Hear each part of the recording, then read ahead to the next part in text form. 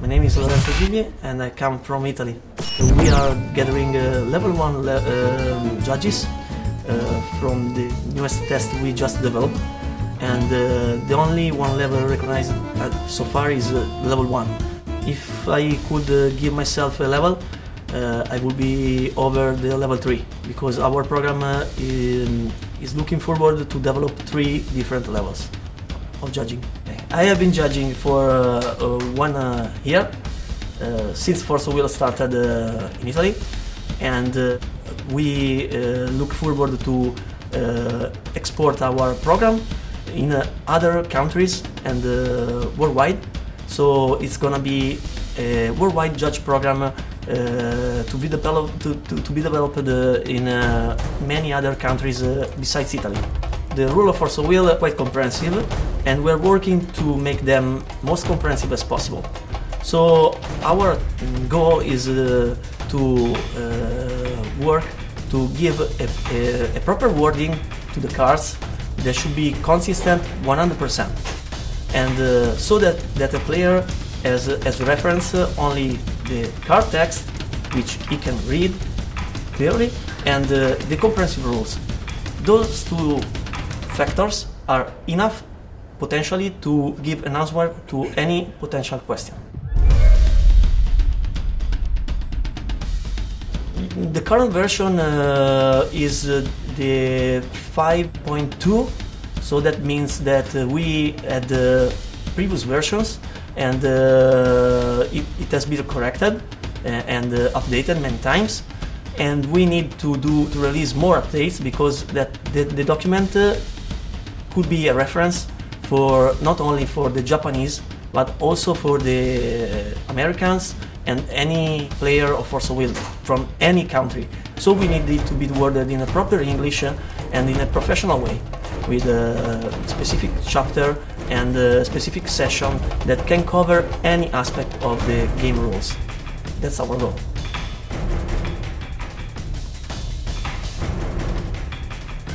Currently, we are 2 expert judges that we are working closely to the development of documents. I made myself the policy documents, which are a triplet of documents. So they are general tournament policy, which describes the tournament policy in a general way. So basically it describes the player's responsibility, judge responsibility, tournament organizer responsibility, and spectator's responsibility. So it just describes the tournament environment.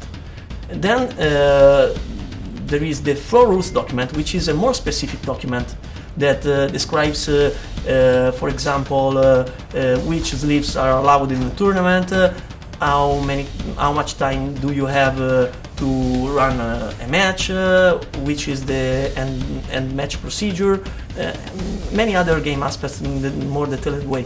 And finally we have the most important document, which is the penalty guidelines, which describes every infraction of the tournament, the most common ones. Yeah, there could be some aspect not covered by the penalty guideline, but trust me, it's a very complete document, and it defines also the penalties suggested for the judges to handle such situations. So it's a great help to any judge. Those documents feature anything that you might need to run a tournament. Also for tournament organizers and judges and players as well, is important to have an accurate acknowledgement of said documents.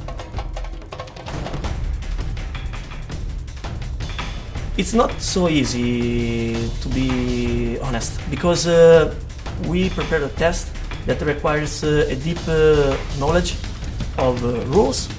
So you have to be studying comprehensive rule deeply and very well. And you should also have a knowledge of the 3 documents I just mentioned, so you should have studied this document as well. And after that, based on your experience, you should be motivated to be a judge, which means sometimes not to participate at an event, or it could be an important event because you are on the other side. If you are a judge, you cannot play. Competitive levels don't allow judges to play. So judges should not leave this like real renounce. They just should be truly motivated in doing judge because they want to grow their community. Judges are not required to be in the venue when the level of the event is the very local and the very first. I mean, so we divided our structure in 5 levels, so that only from the 2nd level to the 5th level, judges' presence is required. So local tournaments organizers are free to arrange themselves. Yeah, they are invited to use judges as well, but that's not strictly required. In level 2 or more tournaments, which are competitive, judges are needed because we could not run the tournament without the judgment and the presence of the judge that could make rulings and ensure a professional and fair environment to the players. I guess that one of the interesting situations was the Lancelot card, which obligates you to attack with that card if you are able to attack with that as the first card.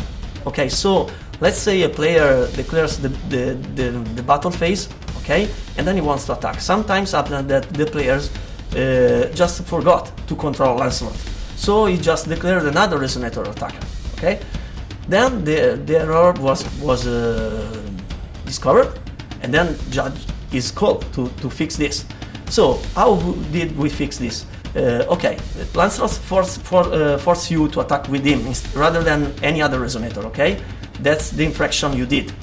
Okay, so we repaired this issue by back it up. But the important thing to know is that the situation is not back it up until your main phase, because you legally declared the battle phase. So a player should acknowledge that we just back it up at the straight point that the infraction occurs.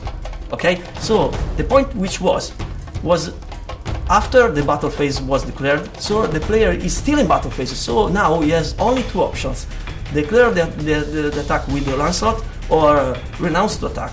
If he declines to attack, then he cannot attack anymore, because those are the force of will rules. You are not allowed to declare a battle phase and renounce to attack. If you do that, you cannot attack anymore. Other example was, for example, Percival card, which allows you to take 1 card from the top 5 card of your deck and choose 1 Regalia or Knight of Round Table Resonator to put in your hand. Okay, then you have to put the remaining 4 cards on the bottom of your deck. Okay, and sometimes happen that players forgot to do so and they just shuffle the deck. This is a common mistake. I mean, it should never happen, but when it comes out, we give just a warning to the player, okay, and repair the situation, leaving like that's it. In the event, it turns out that the player who did intentionally, just because he didn't want to, he wanted to get a card not in the bottom, but to have the chance to draw it one more time, and then it would be nasty for the player, because we had to take a different decision, and a DQ could be awarded to the player for cheating, because it would be intentional.